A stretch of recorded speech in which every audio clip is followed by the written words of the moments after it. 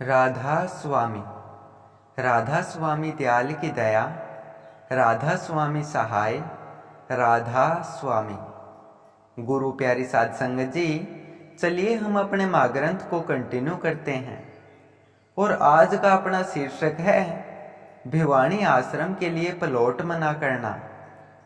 प्यारी साध संगत जी, जब हुजूर साहब दिनोद डेरे में आश्रित हुए थे, तब उस समय अपने दिनोद आश्रम के अलावा बस 2 और अन्य आश्रम थे, जो कि अंटा और चरखी दादरी शहर में स्थित थे।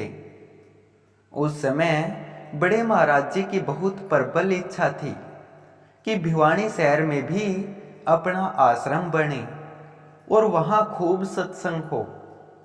बड़े महाराज जी को अपने गुरु अरमान साहब से भी हुक्म मिला था कि वह भिवानी शहर में एक आश्रम बनाए।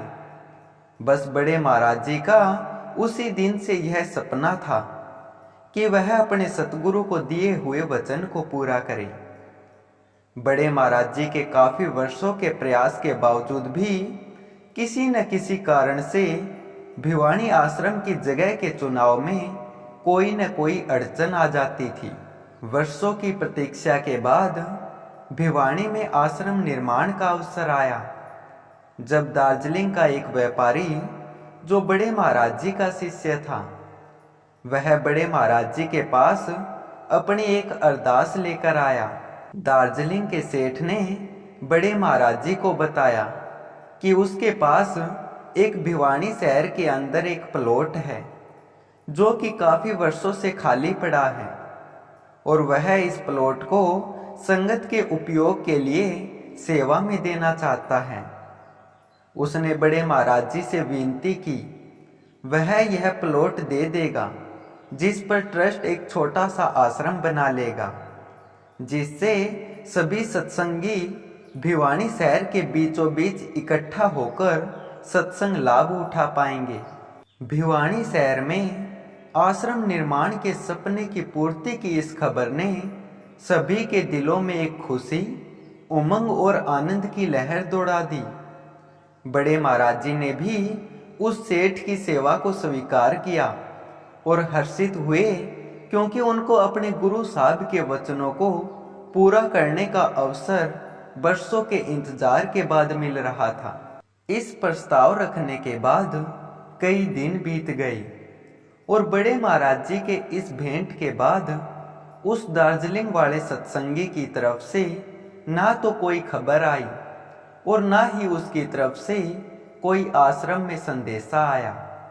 जब इस बात को काफी दिन हो गए, तो बड़े महाराज जी ने हुजूर साहब को बोला कि उस भाई को फोन करके पता लगाएं कि क्या बात है। अब उसके इस सेवा के प्रस्ताव को आगे कैसे और कब बढ़ाना है। हुजूर साहब ने जब उस सेठ को फोन मिलाया और पूछा कि भिवानी प्लॉट पर निर्माण कार्य के लिए कैसे आगे बढ़े, तो सेठ ने थोड़ा निरुत्साहित रवैया प्रकट करते हुए जवाब दिया कि हाँ भाई साहब, अभी उस प्लाट का जल्द कुछ देखते हैं, कुछ करते हैं। हुजूर साहब ने अपनी इस फोन पर हुई वार्तालाप को बड़े महाराज जी के साथ साझा किया, तो उन्होंने कुछ दिन और प्रतीक्षा करने को कहा। हुजूर साहब के इस फोन संवाद के बाद कुछ दिन और बीत गए, पर दार्जिलिंग वाले सेठ की तरफ से फिर कोई खबर नहीं आई।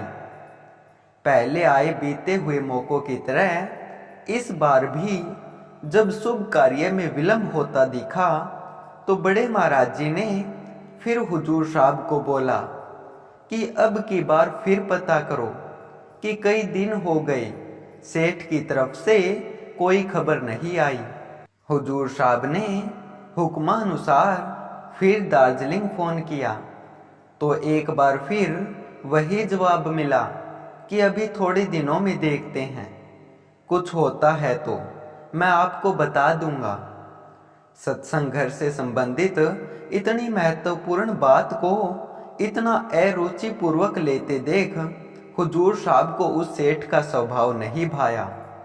उनको उस वक्त थोड़ा गुस्सा चढ़ा, पर उन्होंने उनको कुछ नहीं कहा।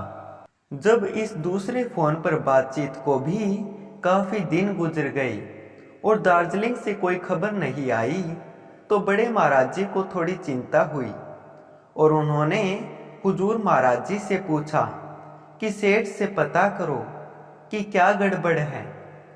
इस बार जब हुजूर साहब ने दार्जिलिंग फोन मिलाया तो हुजूर साहब ने थोड़ा सख्त आवाज में उनसे बात करी और उनसे पूछा कि आप हमें स्पष्ट रूप से बता दें कि आपके मन में क्या है।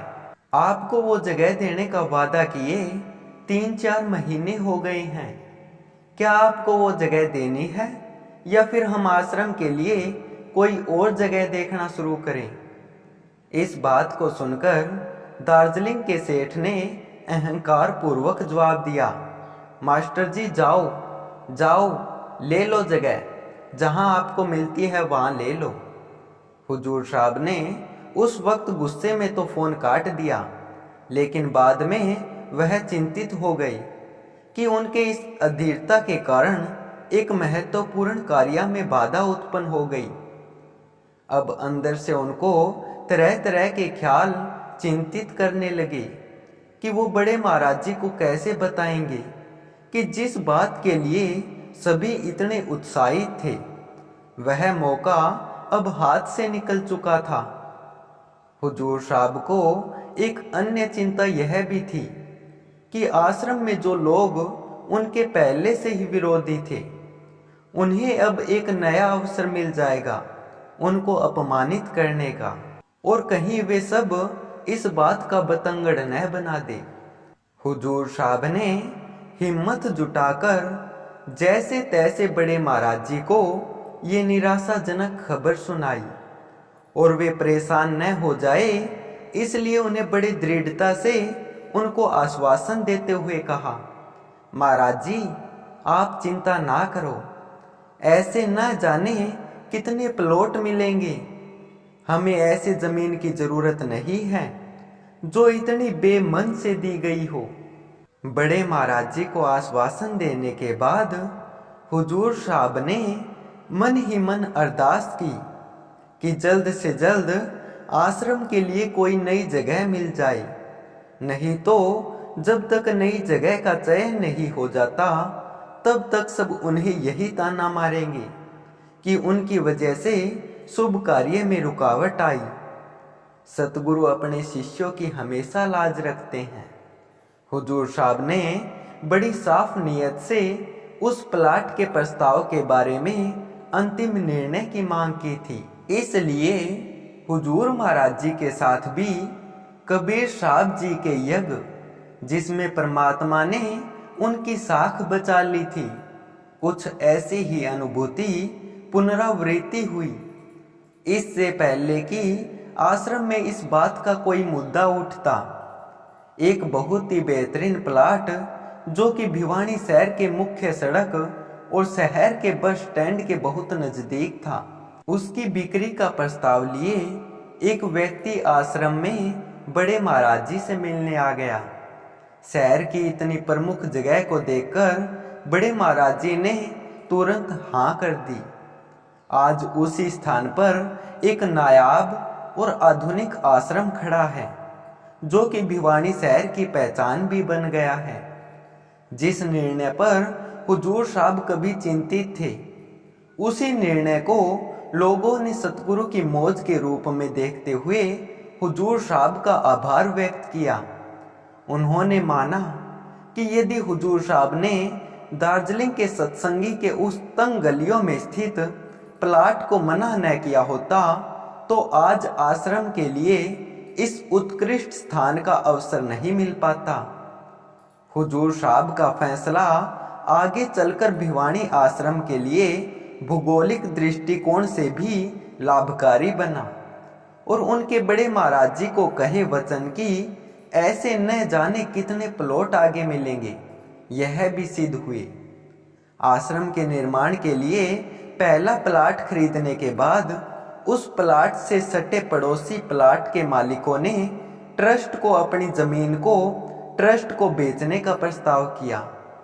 इस बात को लगभग 40 वर्ष बीत गए हैं और तब से अब तक भिवानी आश्रम ने निरंतर विस्तार किया है और आज शहर के मध्य में एक विशाल भूमि के साथ 2 लाख से अधिक वर्ग मीटर के इमारती क्षेत्र का महान आध्यात्म केंद्र का रूप धारण कर चुका है।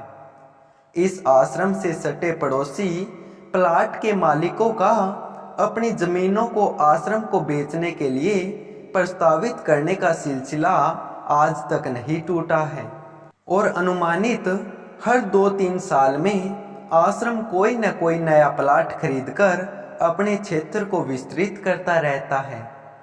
प्यारी साध संगत जी, कल फिर यहीं से हम अपने माँ ग्रंथ को कंटिन्यू करेंगे। तब तक आप सभी को प्यार भरी राधा स्वामी जी।